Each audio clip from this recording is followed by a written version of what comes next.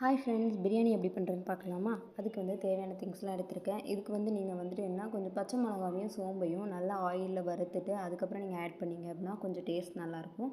நான் வந்து என்ன பண்ணியிருக்கேன் அப்படின்னா இன்றைக்கி இஞ்சி பூண்டு பேஸ்ட் கூட புதினா, மல்லி, நான் வறுத்து வச்ச பச்சை மிளகா, சோம்பு எல்லாத்தையும் சேர்த்து அரைச்சி ஒரு பேஸ்ட் மாதிரி எடுத்திருக்கேன். அதுக்கப்புறம் பாத்திரத்தை வச்சு அதில் வந்துட்டு எண்ணெய் ஊற்றி ஹோல் ஸ்பைசஸ் போட்டு அப்புறம் வெங்காயம் வந்து நல்லா ப்ரௌன் கலரில் வர வரைக்கும் வதக்கணும். இதுதான் பிரியாணியில் ரொம்ப மெயின்.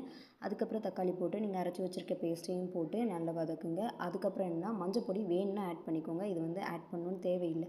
நான் வந்து மஞ்சள் பொடி ஆட் பண்ணியிருக்கேன். அப்புறம் தயிர் விட்டு 1 ஸ்பூன் மிளகாய்த்தூள், அப்புறம் 2 ஸ்பூன் பிரியாணி மசாலா ஆட் பண்ணியிருக்கேன்.